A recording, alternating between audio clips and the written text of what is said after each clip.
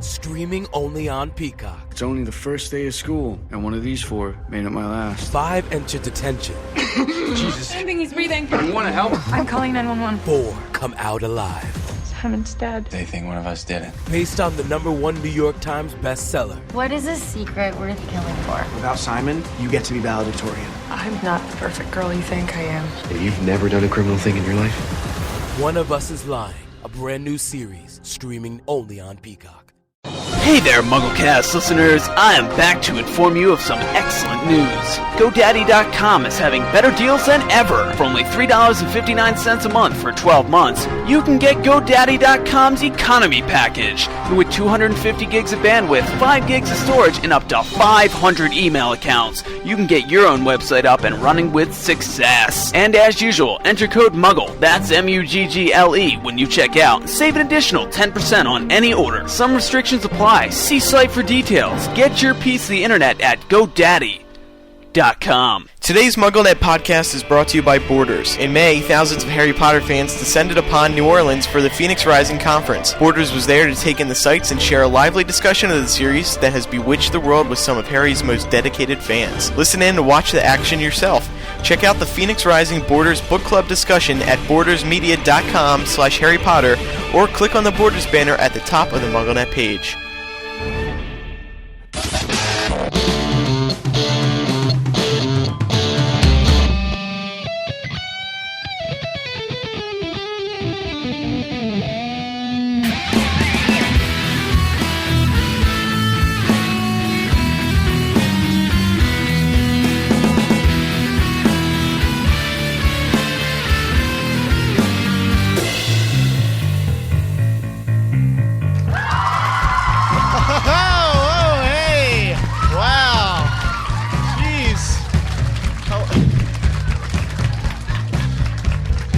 Welcome to MuggleCast Live in, oh gosh, where are we now? Detroit. Novi. Sorry. It says Detroit on the website. I checked the website first. How's everyone doing today? Hello. Yeah. Thank you for coming out. We got a good crowd here. How's the panel doing? Well, I'd just like to take this moment to apologise for our bad appearances because we just left Emerson's about 4 hours ago after no showers. We just woke up and jumped in the car. That's what this lion you see right here. That's you guys have to keep back a little bit so we don't all suffocate you. I had a shower. I love how you guys are cheering for the fact that Ben had a shower. Yeah. It's a first for everything. Anyway, so at all these live shows, we've been doing a little. Well, first of all, let me ask: how's everyone happy with the book, Deathly Hallows? Has it? I don't have. Okay. Has everyone read the book? Because if you haven't, we're going to be talking about it. We don't want to spoil it for you. So it'd be very, very. So leave now, or forever hold your peace with being spoiled. Mikey, I think you need I saw some of the back leave. Yeah. I think I need. We wouldn't have a lot to talk about if we didn't talk about what happened in the book. We can make more predictions about what's going to happen, I guess. Yeah. We can talk about. All right, so we can always talk about Emerson's personal life. Ooh, whatever. Spy on Sparts. Well, he's sitting right next to us, you know. So at every live show, we've been sort of doing a main discussion, a character discussion, because quite a few characters have developed in this book. And today we're going to talk about Hermione. We are. So far, we've talked about Snape, Dumbledore, and we talked about anyone else? Voldemort. And it's been really, really interesting to get everyone's views on how their thoughts about that character has changed with the release of the 7th book. So, all through the 1st to 6th, they could have had a really, really strong opinion of this character, and then in the 7th, everything's just been thrown upside down with the new information we've got. So with Hermione, we've been thinking, she has always been clever. She's always wanted to help her friends. There's always been a bit of controversy over why she was in Gryffindor and not Ravenclaw, and often people have wondered that. And then in the 7th book, she was a big help to Harry. In fact, Ben and I think that without Hermione, Harry would probably not be alive today. Because, and we keep saying this, that Harry just keeps waking up, doesn't know where he is, and Hermione's there looking all bushy-haired and, covered in ash, saying, "Oh, that was a close one again, Harry." So she always seems to save the day, Hermione. It does seem like the seventh book was just every like 2 pages they would have another near-death experience, and then through luck or whatever, miraculously, or Harry would just pull throw through up an somehow. Expelliarmus, because that's how he wins everything.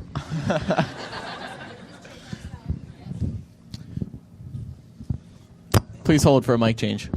Does it work? It works. All right, Yay. cool. So, what did you guys think of Hermione in the first 6 books? Because well, I mean, that's the theme we've been going for. In book 7, it's basically exactly how Hermione's been throughout all 6 books. But now Hermione, like all of this help she's been providing Harry from Sorcerer's Stone and Half-Blood Prince, has all come together in Deathly Hallows, and just like the whole book is just her helping Harry.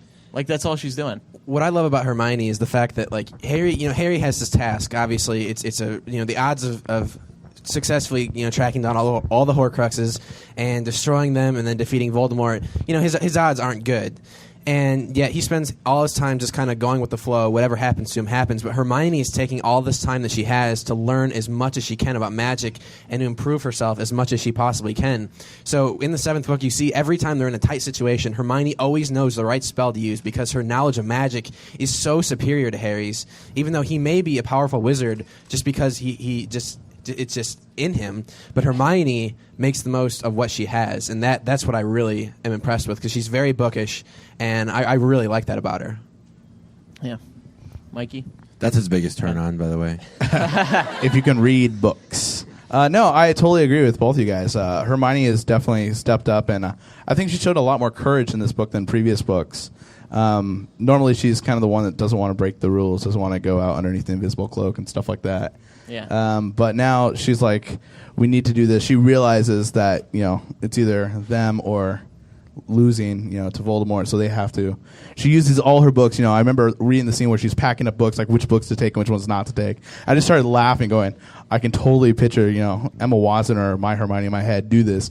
Just going, I really want to take this book, but it's about Nargles or something. Absolutely, completely irrelevant, and she's like, we never know. We might run into it, and puts it in the pack. It's like, I can just see the stacks being totally lopsided, where it's just like 100 books I need to take and one book about, MuggleNet.com's What Will Happen in Harry Potter 7 not need to be taken. You can't leave the house with that one, Mikey. I don't know. She's living it, so she might not need to take it. But it's like everything. She's just taking. Her knowledge is just beyond Harry. She should have taken it with us because we were pretty darn right. Who knows? But yeah, it's I can just imagine. Hermione.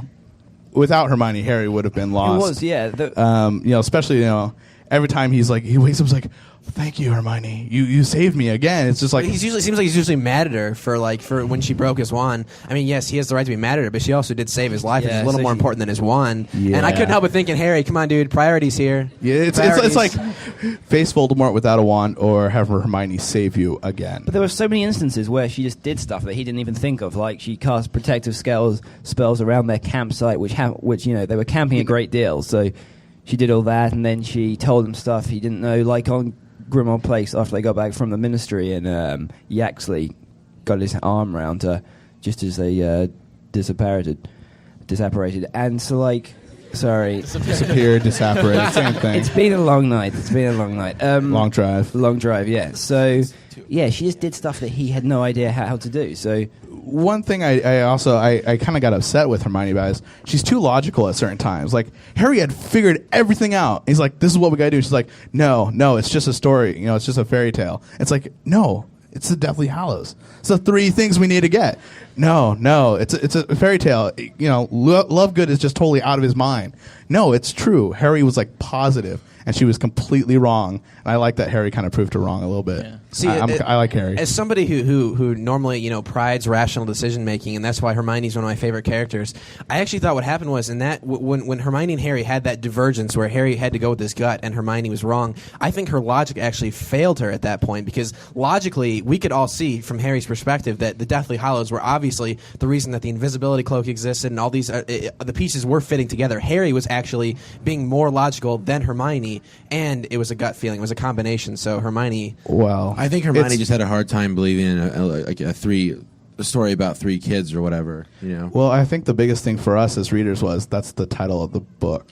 Yeah. So maybe it's important. I don't know. Yeah. It's interesting. One of the other titles I don't know if you guys have heard, but one of the other titles that Joe was considering was Harry Potter and the Elder Wand, which I think would have been more fitting, especially with the U.S. cover, because apparently the cover is depicting them reaching for the Elder Wand, Harry and Voldemort. After they shot spells at each other, and Harry's the master of death, and the wand goes wee up in the air. Right. What other character are you really proud of, Mikey? Oh, give it up for Molly Weasley, everybody. Come on, how awesome is that? Really, like, can you imagine at that final battle, like, Molly Weasley just like, stay away from my daughter, you witch! And it's just like, she goes after Bellatrix, imagine the movie, like, she's gonna be running, her cloak flies off her, she's like, come on, no! Now, you guys gotta remember, she doesn't necessarily kill Bellatrix, it's just a curse. So Molly Weasley probably uses like a stupefy because she's not a mean person, but she still takes out Bellatrix. Well, no, because it says Harry knew exactly what was going to happen before it even happened, just like what happened to Sirius. Sirius was hit by a stunning spell and fell through the veil. Straight in the chest, right below the heart. So who knows what it was? I really can't picture Molly Weasley using Avada Kedavra. Probably she could if she really wanted to. But I can't see it. Come on, she's always making food, and come on, really? It would be a stunning spell, I think, or it could be Expelliarmus because that's the spell of the book. Solution that's to everything. Harry. Open the door, Expelliarmus. Who thought it was cool that Harry used unforgivable curses? That was awesome. When he was just like telling people what to do. Yeah. Imperio. Does anyone have any thoughts on Hermione? So like how she's changed with the 7th book, or If how you- her character is here. developed? Yeah, if you have a thought, why don't you come on up and we'll give you a microphone. You can tell us, and we can respond. Anybody brave enough to get up? Anyone? I know the floor is pretty comfortable. Pretty Or exciting if anybody- response so far. One thing I've kind of been itching for a debate about is I, having read the book, a lot of people told me in the book MuggleNet.com's What Will Happen in Harry Potter 7, we predicted that Harry would live, and I'd been getting a lot of my friends calling and saying, Harry died, you were wrong. Well, you were half right, but you were wrong because he died. But I don't think he died. No. I think it's pretty clear Did that Harry he wasn't live? dead. Dumbledore actually says, Harry asks him, am I dead? And Dumbledore says, on the whole, I think not. Clearly, you can't be, you're either dead or you're not. Like, there's, like, and it's, Harry's clearly in, like, kind of like a transitional kind of between life and death. But there's, J.K. Rowling has been very clear in the past that you can't come back from the dead. Right. He wasn't dead. So if anybody wants to debate that, I'm spoiling for a fight right now. He's very angry. Yeah. All right. This no guy back challengers. here wants to say something. What? Why don't you come on up here and use the microphone because it is an audio podcast. We want to hear your voice on the podcast, so you can go download it yourself. Be like, "That's me, everybody, listen."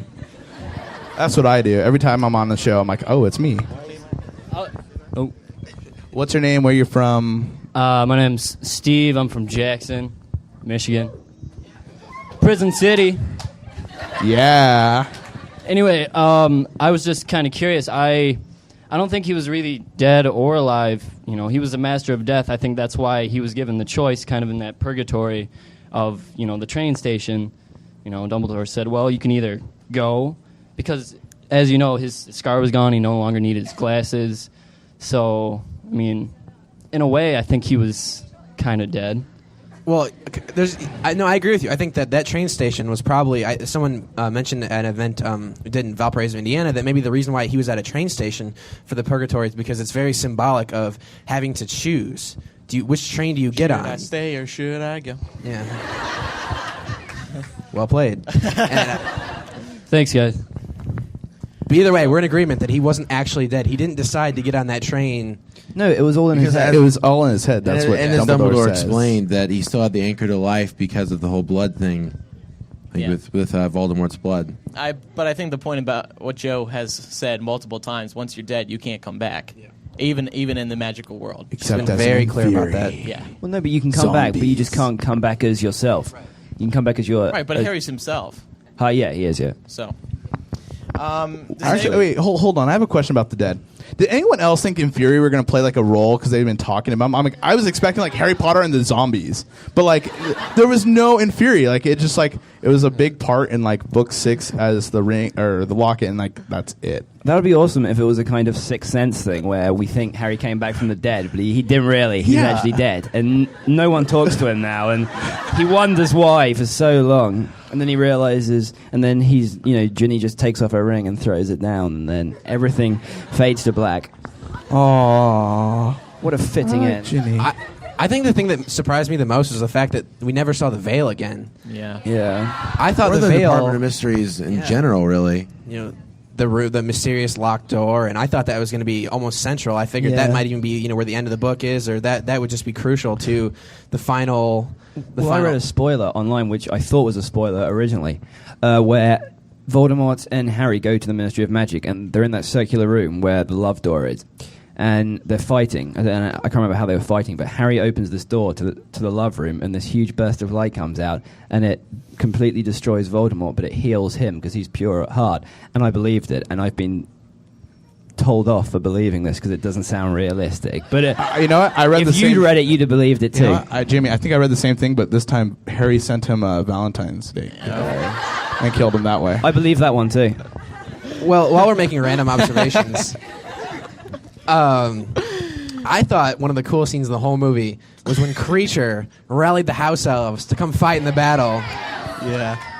And Kreacher really made a full 180 in this. He really did. We did not see the Kreacher storyline. We saw the first part with the Regulus Black and the Horcrux, but we didn't think that a little bit of kindness in Kreacher would just turn into this this cool little house elf. But I thought one thing that surprised me a little bit was these house elves are supposed to be capable of some really, really powerful magic. So why did they come out? Why are they banging on knees with like spatulas and egg beaters and stuff? That is very true. I thought they'd be really laying the smack down with some seriously powerful magic, but it reminded me of frying pans. Have you seen The Mummy, the film? Anyone seen The Mummy? They reminded me of those beetles that come over and just devour you in 1 second. I can just imagine all these house elves crawling on top of Voldemort and him just going down and just seeing a hand disappear. Right at the end, like that. That is a really weird mental image. I kind of, as I said, it was a late night. For the house elves, I kind of saw them like Ewoks. They're just coming up and they're taking swinging from the rafters. With cleavers and be like it'd be cool. Oh yeah, straight out of the third Star Wars movie. Yeah, 6 technically. There you go. But anyway, Am I the only one who's never seen Star Wars? Yeah, Thank you. pretty much. Sorry. It's all right, Andrew. I never get any of these references you make. Or Lord of the Rings, never saw it. Or Pokemon. I've seen Pokemon. That's the biggest crime, I tell you. The Pokemon one. Jamie likes to draw parallels to Pokemon all the time. I do. It's good. There's a lot of them. There are several. Yeah. I like them. Can't come up with them right now. Okay. Anyway, anyone have any more thoughts on Hermione? Anyway, yeah, come on up here. Come up. You got to come up here. You got to be on the microphone. Fine. Come on up. Kreacher, Hermione. They're kind of like the Hermione, same character. Kreacher. Not really, but Here, use this mic. exactly. What? Whoa, where are you going? She wants Jamie's microphone. You don't want to talk to me? It's cool. I still love you guys. No. Okay. Whatever, My name. really. Yeah, your name. Where you're from. Okay, my name's MySpace Ariana URL. Beamer. I am from New Baltimore, Michigan, and that's my friends. And about Kreacher, what I thought was about how he changed after Harry showed kindness to him is another example of how love plays such an important role in the books. Like, all Kreacher really wanted was someone to love him, and that's why he felt connected to Mrs. Black and Narcissa and Bellatrix, because they showed care. They cared for him, or they pretended to at least. So when Harry started to care for him, he really started to come around and become more good than he was. I thought it was a really. I actually thought it was a really almost like a sweet story. Like you think about how. I'm gonna turn to a puddle of tears here in a minute, but like. All it took was just a little bit of kindness. And I wonder, maybe there's some people in each of your lives or in my life that I haven't maybe treated kindly, and some people that you just really, really, really dislike. And then maybe if I showed him a little bit of kindness, at some point, maybe Mikey would love me back. Oh, I do, Emerson. Speaking of all this love and kindness, how about Dudley showing some love That was for Harry? lame. I mean, I'm Big D. I didn't know he was capable of being so romantic. Me too. Put it there, Harry Potter. I'm Big D. I don't think you're a waste of space. That was just one of those things where you were just No, like, that's just me. It's so out of place. It doesn't make sense. Maybe we had some more explanation, but there was none. Can I just check? Is your name the same as Dumbledore's? Yes, it is. I hope your life is better than hers. Really? What's your But name? you're Nice. alive. Yeah, you're alive. That's the difference. There's a difference there. And not crazy. Yeah. Okay. She wasn't always crazy. And not kept All right. Well, you're not in public though, so clearly you're safe. Are you a witch? So. Anyway, moving on. Any other points? And then we'll open up the floor. We'll just have an open discussion about the book, anything that's been bugging you or anything that hasn't been bugging you. Has anyone seen the 5th movie yet? First is go. You guys saw Yet? Creature in that, Yet? right? Yeah. Now, remember after Harry's nice to him, he got all nice and clean with like puffs of white. Isn't that it's gonna be amazing to see? Like he's just gonna be like a really goofy looking house elf, and so I'm excited for that too. This whole time I was reading the book, I couldn't help but think about what they're going to do for the movie, because we just came out of the movie, so I couldn't help but have it on my mind. And they're going to have to cut so much; it's going to be disgusting. Some of the things that they do. Let's do an 8-hour movie. Yeah, I remember. Yeah, there you go. That's what I've been saying. Peter Jackson doing an 8-hour movie. So, Peter Jackson. what's your the Harry name and Potter where you're story. from? I'm Jackie. I'm from Birmingham, Michigan. Those are my friends. Okay. Mikey had said that Hermione was way too logical when they were talking about the Deathly Hallows. And I don't think that's true because, like, if you look at Xenophilius Lovegood, he's completely insane. Like, he wears a hat and, like, the thing is, like, he's cross-eyed and like, the book is from, like, the Babbity Rabbit. I don't know what it's called anymore. But, like, they're children's stories. Like, she's right. Like, I think if I was in that situation, I would agree. Well, my one argument to that is Dumbledore gave her that book, and Dumbledore is a pretty smart guy. Well, That's why I think that actually Hermione was being illogical for once, because she was ignoring the evidence, the fact that the invisibility cloak existed. That's evidence of at least one of the Deathly Hallows. And then Harry thinks he figures out where the stone is, and then Voldemort is obviously looking for the wand, and Voldemort's pretty smart, so all those pieces falling together should indicate that maybe it's more than just a story. I agree with Emerson. See, things are turning around between us. High five. Yeah! We're friends again! Friends. Forever. I wonder why Mr. Lovegood, I don't know how to pronounce his first name, so I'm just going to Xenophilius. I wonder why he trusted the Deathly Hallows so much. Like that story. Why was he part of this group of people who were dedicated to searching for it? When he why does he need it? Why does he care? What other quest does it remind you of? Like the search of 3 objects like that? Like the Holy Grail? Yeah, it's exactly what I got reminded of. I got reminded of the Da Vinci Code, Dan Brown, if anyone's read it, and like searching for, and a group of people coming together, mostly in secret because no one else knows about them really, to search for them. That was interesting. Yeah, good point. Miss Girl, Jamie? I just wanted to see what you guys What's thought your about- name? Amanda Baden. I'm from Toledo, Ohio. Toledo! Well, my brother's favorite character is Dobby, and so when he was reading the book, he was like, "Oh my God, the worst thing just happened," and I was like freaking out. And then I read it, and saw that he died. And me and my sister were reading what will happen in the 7th book, and it said Dobby 100-1 that he wasn't going to die. So I want to know what you thought about that. It can't be perfect. It's like We did not sign off on that. It was a misprint. Yeah. Frankly, I'm Future glad. editions of the book will be changed to reflect the true odds that we intended. 1 to 100. Frankly, I'm kind of glad we didn't predict Dobby's death. I would feel like a slimy person if I predicted that death. Yeah. Same with Hedwig. How do you predict the death of an owl? You can't. Is everyone sad when Hedwig and Dobby died? Yeah, those were very sad deaths. Dobby was How one of was the it saddest sad? deaths. Dobby? Well, Dobby's Hedwig. the How poor was little Hedwig owl. I agree, Dude, Ben. I agree I with with the you. big eyes, Ben. Hedwig's been with him for I mean, his years. I didn't feel any emotional attachment to her. I just thought it. And nobody It's had the an bird. emotional attachment to Hedwig except for Harry. It was one of those things. No, but seriously, it just came so fast. It was a surprise. Did anyone else up here find it emotional? Did you cry, Andrew? No, I didn't. I did feel for Dobby, though, because of the way that J.K. Rowling described it. Harry picked up his little body and carried it over. It was just very sad. Yeah, it makes so upsetting. So... Okay. I didn't expect him to die with Bellatrix stabbing him. That was just kind of weird. Yeah. But That would have been like, what, 10,000 to 1 odds? yeah. Yeah.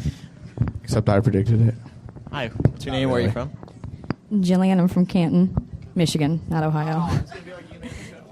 No, I'm good. This is far enough for me to travel. I have 2 things to say though. One about the veil, or about the locked room. They explained in the 5th book in that room was pure love, and I think like bringing that into the story later would have made it really corny and hokey, and really would have taken away from like Harry Potter in general. Why did she mention it though? Because she made a big deal out of it. She mentioned it because Dumbledore was talking to Harry about it, about how he fought off Voldemort in the book because he loved Sirius, and he was full of so much love, and that's what it was brought up to when they were talking about Sirius's death. And I think the only reason we ever saw the door was as a setup for that scene with Harry and Dumbledore. And then as far as the house elves goes, using the knives and spatulas and that stuff, they were all essentially enslaved, I guess. They worked for Hogwarts, and so they could only use magic when they were given permission to. The headmaster was Snape, and Snape was already dead by then. Dobby only ever used magic on another wizard, because that was illegal, after he was freed in Chamber of Secrets, and that was only to protect Harry. And also, they've just come from a kitchen, and if you can't find knives and forks there, then where can you find them? Right. Thank you. Okay, I'm Danielle Miro. I'm from St. Clair Shores, Michigan. Yeah. I just wanted to go back to Hermione, because I think her story had its own theme to it entirely. At first, when you see her, she's smart and she's clever and she always follows the rules. And as the books go on, she keeps breaking more rules and getting used to it. And I think it really teaches people civil disobedience and how it's not always right to go along with what everyone else is saying. It's not always the right thing to be doing. They're more like guidelines anyway. Yeah. Here. This guy right here. This guy's been waiting. Right here. What's your name? Where are you from? My name is Les. I'm from Farmington, Michigan, not too far from here. How, in Snape's memory, when he's talking to Dumbledore from behind his desk, and he's talking about giving the sword to Harry and how he's going to tell the Death Eaters the real date, how is he talking to Dumbledore when he's not the headmaster yet? He doesn't become headmaster until the ministry falls, and that doesn't happen until after the wedding. Perhaps Dumbledore put enchantments on the thing so Snape could get in. Didn't we talk the other day about... I think we need to reread that chapter. Was that after? That was during the Prince's Tale, correct? It was his whole memory situation, and it was essentially how the whole situation with him and Dumbledore gets set up, and how Andrew, Dumbledore uses Snape to plant everything for Andrew, Harry. didn't we discuss, I think it was yesterday, that the office opens in terms of worthiness, not on whether you're the headmaster. So even though Umbridge was the head mistress in the time of Book 5, it wouldn't open for her, first of all, because it didn't think she was worthy, whereas I think Snape would have been a very, very worthy person to get in. Yeah, we did talk about that. My only thing that I can think of is possibly, since it is summer, there's no students in that castle, and I'm sure the protections would be to keep bad people out, Death Eaters out. But since Snape is supposed to be able to get in, Dumbledore would have made sure it's for that. He probably couldn't have gotten to the headmaster's office. He needed to get in as well. He needed to be able to get in and be able to talk to Dumbledore. So he snuck in before he was headmaster. Yeah, probably snuck in, because again, there's nobody there other than maybe Filch and Mrs. Norris or something like that. Right. Yeah. And I'm sure Snape could have probably avoided them. And for a completely unrelated tangent here, just want to just real quick. Ben and I, we spent the entire summer take every book. So we went to over like 35 cities, and every city we went to, we spent usually a good half hour just defending a certain theory that was not popular. And just want to take a moment real quick to toot our own horn. Harry is a Horcrux, and we called it. We called it. Give it up for Ben Shane and Emerson Sparks. They know what's up. And Jamie Lawrence, who also wrote Jamie Lawrence too. I forgot. Sorry, Jamie. My pen. It's all right, Jamie. You're always right to me. But it's just extremely. We just feel extremely vindicated now, because everybody hated us for liking that theory, and we got so much pressure to give in, right, Ben? Thank but God we held firm. We held firm. We still haven't released the Los Angeles leaky mug, because there was a big debate there. Ooh. And we still should. We should still release it. It was basically, I had it out with John and Melissa over the Horcrux theory. It was pretty intense. And Melissa was paging through the book the entire time trying to. And then a few days later, we get this email from Melissa saying, "Oh, I have it now. There's no way you can get your way out of this one." And she gave us like this big explanation for why Harry couldn't be a Horcrux, how it was absolutely impossible for him to be a Horcrux. And then she went to Pottercast.com, made the same post, and yeah. Dumbledore says Harry is a Horcrux. Harry, you are the 7th Horcrux. I got so excited when I read that line. Yeah. That was like Ben's reaction. He's just like, I just went nuts. Okay, next question. Okay, I'm Steven. I'm 13, and I'm from Grosse Pointe Woods, Michigan. And I was wondering... Ooh, Pickle Pack member 2. About the house ghosts. We learn a lot about them at the end of the 7th book, because we learned that the Grey Lady from Ravenclaw was the daughter of Rowena Ravenclaw, and she was killed by the Bloody Baron.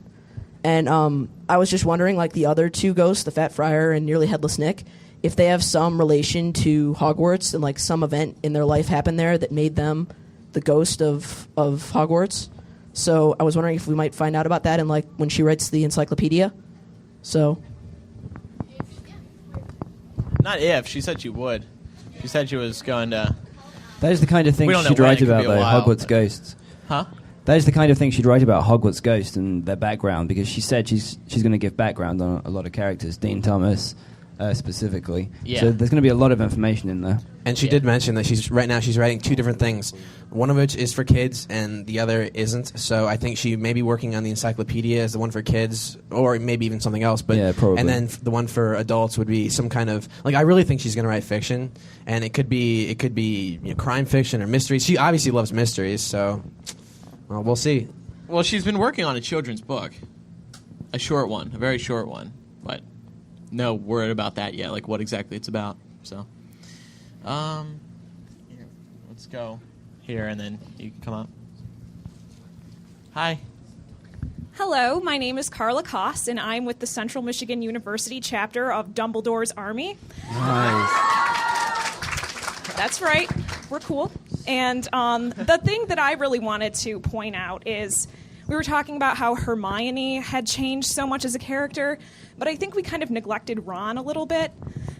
And the reason I bring that up, especially between Harry and Ron, their relationship, is the part where Ron sort of comes back and admits that he was wrong, and I just think that is such a departure from the 4th book when he couldn't even apologize for not believing in Harry and sort of not talking to him for half the year. But he did eventually, though.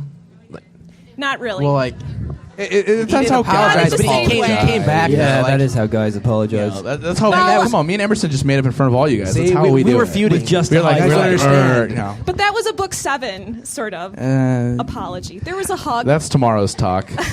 Yeah, and that was also like On the Ron. feud. The fight in book 7 was a much bigger fight than the one in book 4. I thought, because the circumstances were so much different. But I do agree, Ron has matured somewhat. I mean, he's still the same Ron, but I think that he's come a long way since. But now he's read a book on how to charm a witch or whatever it was. Yeah.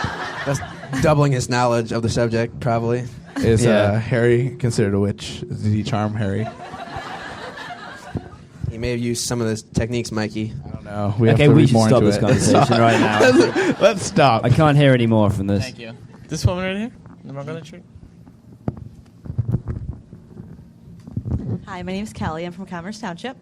And I want to talk to you guys about Professor Quirrell a little bit. Now that we know all of the Horcruxes and how they were determined and found out and destroyed, what do you guys think about, or I guess what's the common theory about what Quirrell was, as far as had he stumbled upon a Horcrux?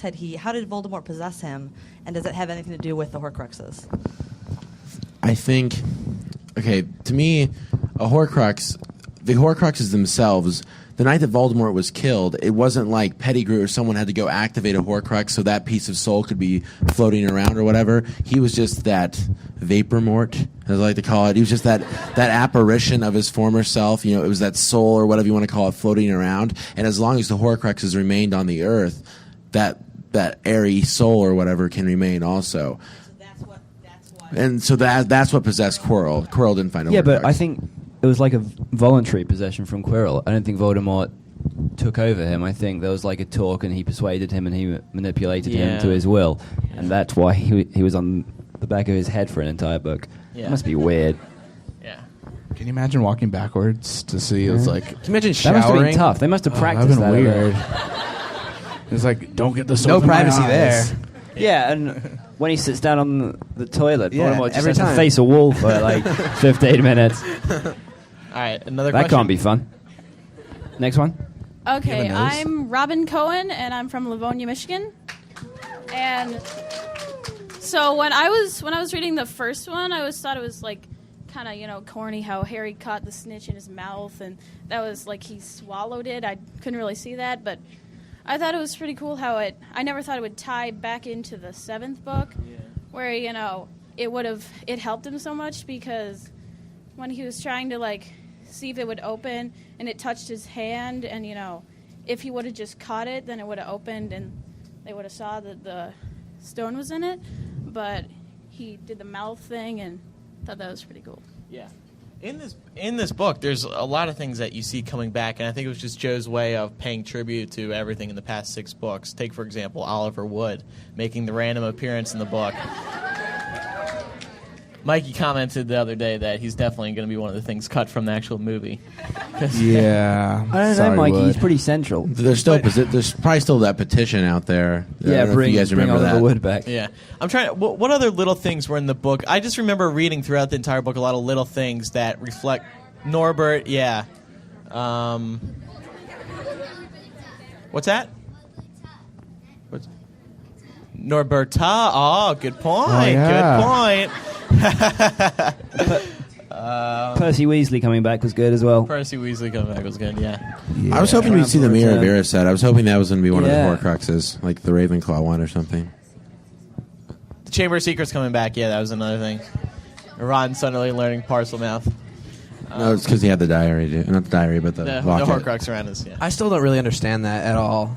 Understand like why what? Ron was able to just hiss.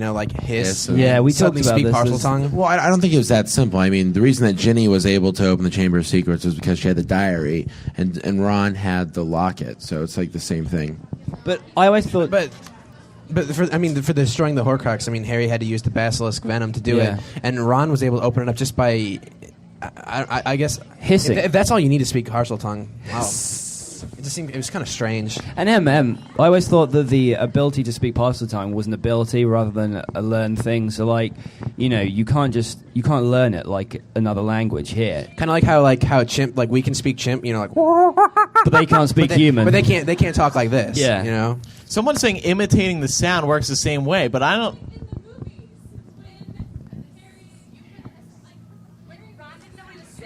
Yeah.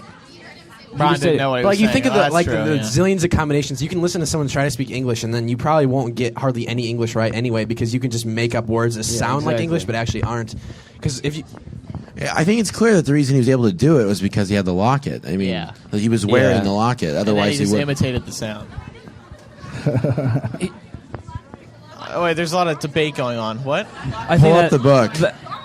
Andrew, that I normally swear means he we're was wrong. wearing the thing. Get mad, okay? Get angry. We'll double check. Get fired up. Yesterday in Chicago, everyone seemed to agree with it, but come on up. Well, hold on one second about that. The Chamber of Secrets is only supposed to open for the heir of Slytherin. By him having the locket and even having a little bit essence of Voldemort, who was the heir of Slytherin, it would have opened for him. So I back Ben completely on it.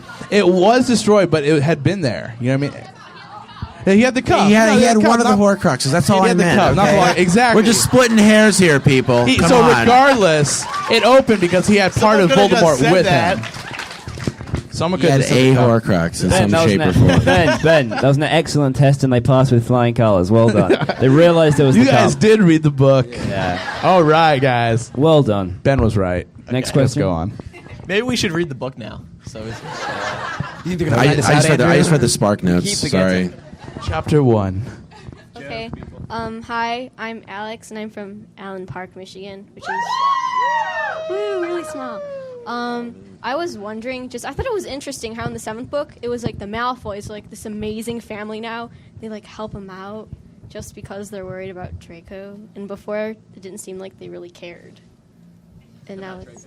Yeah, and now it's just like, oh my gosh, my son. I agree. I think that came from Narcissa more than Lucius, but eventually in the end he came around, and I don't know. I thought it was kind of a sweet way for the Malfoys to go out. I mean, because I thought Draco and Lucius were definitely goners, but we were wrong. Yeah. Even in Half-Blood Prince, it seemed like Narcissa cared for Draco. She was worried for him, wasn't? Yeah. So next question. Because the difference is their loyalty to their son was much greater than their loyalty to Voldemort. Okay, I'm Kate from Manchester, Michigan. Interrupt first. I remember you. You were. I did an event in Maryville, Indiana, like a couple weeks ago, and like I remember though it was way after the event was over, and then she came with her family afterwards. Yeah, we were late. Yeah, just saw this girl come in with a MuggleCast shirt like after the event. Like, wonder what she's here for. Yeah. But I was thinking, okay, if Voldemort was descended from the Peverils and Harry was, wouldn't they be related? Like, I just think that's weird. Distant. Right. Like third cousins, second removed. But I don't think Harry's related to Slytherin, because that would just be weird. That's like saying there's a saying we're all 5 degrees away from 6 degrees away from Kevin Bacon. I haven't confirmed that with me personally. I don't know if anyone has, but yeah. So, all right, you get someone from over this side. Yep. I'm John, 26, from Wayne, Michigan. MySpace/Orko33. Thank you. You're the first person to actually do it. Yeah, I thought so. I'm still more wondering why Harry was the master of the Elder Wand. He took Draco's Hawthorn wand from him, but he didn't take the Elder Wand from him, so why was he the master of the Elder Wand? It's because, Mikey. Okay. Yeah, this theory that Mikey's been doing for this is amazing. Okay, Go on, Mikey. Okay, well, all right. Voldemort first went to Ollivander and asked, like, why did his wand not beat Harry's, blah, blah, blah, all that. And he asked Harry, once Harry rescued Ollivander's, like, does the person that, can gain possession or win the wand have to kill him? No. That's what actually Dumbledore did to Grindelwald. He didn't kill him. He still had the wand. The person that disarmed and actually won the wand from Dumbledore was Draco. Doesn't mean he even has to have it in possession. He is now the master of it. The wand recognizes the master regardless. And then once he was defeated, though. I agree. But Harry disarmed and defeated Draco, who was the master of that wand. The master recognized that Harry was the wizard who had earned it, who had won it. Now, what happened was, even though Voldemort had thought he was the master, the wand recognized that Harry was the actual master and would not try to kill its own master because he was the rightful owner of that. That's why the spell backfired. Give it up for Mikey B, everybody. Yeah, all right. All right. Ben Shane knew it. He just wanted me to talk about it. Okay, let's go right ahead. Hi, I'm Catherine. I'm from Detroit, Michigan. And I was just wondering, I was just going to say, finally, Ron and Hermione, give it up, finally. And I just wanted to know what you guys, if you thought it was going to turn out any other way. I didn't think it would turn out with a kid named Hugo. Yeah, Hugo's that was a bit weird. See, I actually thought I was a secret Harry Hermione shipper all these years. Oh. On the website, when I called all Harry Hermione shippers delusional, I was just kidding. It was all a front. It was kind of funny though. I thought it was funny how Joe kind of gave Harry and Hermione shippers a little bit of hope in that one instant. When there's when Ron comes up upon those whatever they were, the figures that started making out. Yeah, I feel like she may have dashed their hopes a few times in the past to where they shouldn't be getting their hopes up for any reason at all while reading the book. But you don't know Harry and Hermione shippers. They I think I do actually. Every strand of hope possible. Well, what about when they actually finally got together and kissed? It's like, can you just imagine Harry going like, guys, we have a Horcrux. Some horror, yeah. So, tapping his foot, looking at his watch. I can't let that go. I'm sorry, Mikey. I can't let that go. That's my joke that I've used every single show so far. Mikey has stolen 10 people's jokes this show. There's been this running thing on this tour where we started off the first show with all these new and original hilarious jokes, and now with being the fifth show in now. We're all just stealing each other's jokes. Whoever can steal the jokes first. So Mikey's thing about Give It Up for Molly Weasley was stolen by Ben yesterday. Twice in a row, and so I had to do it right away in the show. So Ben couldn't do it. Right before I said, Mikey, don't even waste time. Don't even say hello. Just go right out with saying, "Give it up for Molly Weasley." Because come on, So Molly Ben can't Weasley, beat- everyone, she was awesome. See, yeah. Take that, Ben, Shane. do you want to form an alliance with me against Mikey stealing the jokes? I Come remember on, Creature, okay? We'll Remember just Creature. quick fire all of Mikey's jokes out straight away. I would tell you how many jokes today Mikey's stolen of mine, but that would take way too long. Cause like There is 10. one thing you've been doing every show. You haven't done it yet. Oh, Ben, I think it's always nice to have an inspirational quote every show, like something that teaches us about life. So, do you have any? It is our choices, Harry, far more than our abilities that determine what we truly are. Thank you, Ben. Thank you. All right, a couple. We're almost out of time, so a couple more from this side. I'm Emma from Livonia, and I was wondering, why do you think that Harry never does anything worse to all the Death Eaters that are coming after him than stun them or use Expelliarmus? And why doesn't he do anything worse? I mean, Because he they keep doesn't coming know after him. anything. I mean, you think he'd do something. See, if you're looking at it from like completely rational point of view, you think Harry should at least do the full body bind or something that's not going to like wear off right away, or something that, because I mean he'll impediment to them or something, and then 30 seconds later they'll be chasing him again, and you're thinking, Harry, what are you doing, man? Like I don't really understand. Like you can't be too rational about spell choice, because it seems like you would only use like once. You just use Imperio on every single person in a battle, and then you'd have your own little army of people. I mean, it's not you can't rationalize it. I've tried too hard. My brain hurts. All right, thank you. Thank this you. guy. Your twin here today? It's just support. No, it's cool. Come Okay. It's Steve from Jackson again. I was just curious if anybody else was angry that they were able to break into the Room of Requirement in the fifth movie, because it totally defeats the point of the room for I the rest agree. of the movies. These are the stupid cuts that they have to keep making in order to cut down the movie time. But doesn't that make you hate Umbridge a little bit more because she's the one that actually does it? Yeah, but it was just I'm sorry, Ben. well, I mean, they had I hate already her. screwed up. They had who was it, Neville walking in front of the wall, and then it just opened up, and then so it's just these dumb little things. Maybe not to cut down on time, but it's a shame that they do this. Okay, my name's Katie Rick. I'm from New Baltimore, Michigan. And I was just wondering if anybody else was kind of confused about the fact that Voldemort had said the whole time that he wanted a 7-part soul. Now, that would include the part of soul that was in his body. So if Harry was the 7th Horcrux, and there were 7 Horcruxes, then wouldn't it technically be he an didn't 8 mean part? to. He didn't mean to make Harry though. That's the. Oh, yeah, that's true. So he'd have had 6 originally, and then he was hoping to kill Harry. So then he'd have had the 6 Horcruxes and himself.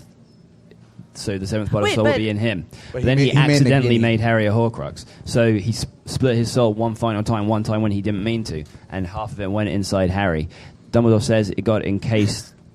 No, sorry, it attached latched itself to the only living only soul living in the thing in room. the room, which was Harry. So he didn't mean to make Harry a Horcrux. But wasn't he going to make a 7th Horcrux with him? Well, no, he'd already Or- had 7. He No, he had 6, and then he Wait, made Nagini. Nagini was the final one, yeah. Right, and he made. I think he hasn't had Nagini that long. I don't think he made Nagini into a Horcrux until after he got his body back, or the death Yeah. of Frank Bryce. So that's a point. So I think it actually would be 8 Horcruxes then. Or Yeah, there are 8. There were 8 in the end. Yeah. Haha, Voldemort sucks.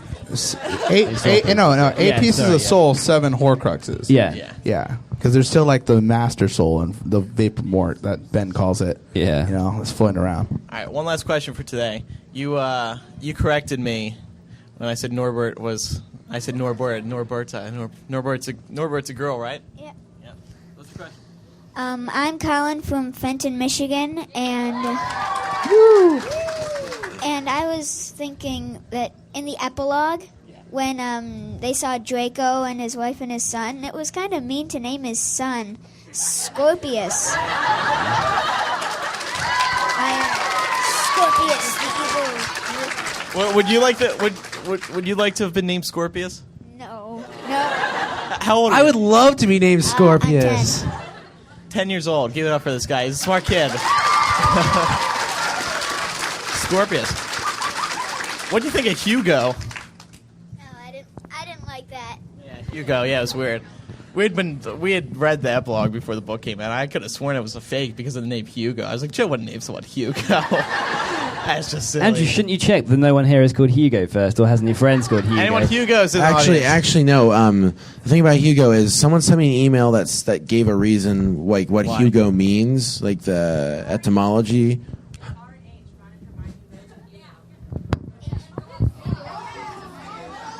Sorry, what? How? Oh yeah. Oh. Well done, but Ben. why would you choose Could have Hugo? been Henry or something. Like, yeah, or you didn't have to Why name not? him Hugo. Harry. Yeah. Why not Harry? Harold? Because Harold's not much better than Hugo. Yeah. But no, I read reason that it was something to do with the etymology behind the name, the word Hugo, whatever it was. It was good though. That's all I remember. But We'll look it up later. I mean, the Scorpius name is probably from the constellation. You know, Draco's a constellation. Scorpius. You know, there's probably a Sirius. trend there. Is Alex around here? Alex Carpenter. Where's Alex at? He's Give at me my. some The of Remus that Lupins. wizard rock. Where's he at? He's elusive. We can He's have, warming up. Is he coming? We can What's have. he doing? Why? He's working. There he is. Oh, there he is. Alex Carpenter, everybody. The Remus Lupins. Alex, how The you doing store is today? really big. Huh? I was just in the back, but it took all that time Working to up get your over set there. list right now? You ready Yeah, for the I show forgot today? what songs we were supposed to play. We're going to get out of here for now, but Alex is going to play some awesome Wizard Rock music in just a minute. And once again, before we go, thank you to the wonderful Border staff, and also thank you to Adam Bromberg running the merchandising table. He's been great and wonderful and fun and awesome. And speaking of merchandise, you would. It's been over 6 months since we've been able to sell MuggleNet T-shirts, and for the first and last time, you have an opportunity to buy them now for $15. The ones we're wearing up here, they're slightly different, but they're even cooler. We're not allowed to sell them. We're not allowed to sell them on the website anymore, but we have some in stock. So. Also, MuggleCast T-shirts, Remus Lupin shirts too. All other cost merchandise. $15. How much are your CDs. CDs? How much are they? $5? Just come and say hi after the show. Let's not do a commercial right now. All right, fine. Also, want to thank Brandon back here for doing the audio. Thanks, buddy. Give it up for Brandon. And thank you guys for coming and being awesome, right, Andrew? Yes. Yes, Alex, yes. One other thing, just stick around here. We'll meet you guys after the Wizard Rock show. So stick around. Alex is going to start it. Bye, Bye, everybody. everyone.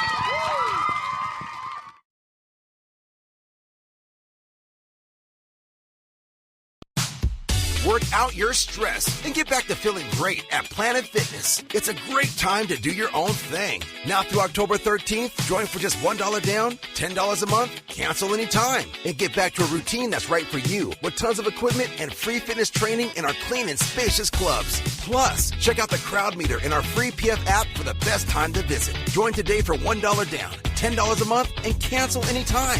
Hurry, deal ends October 13th. See club for details.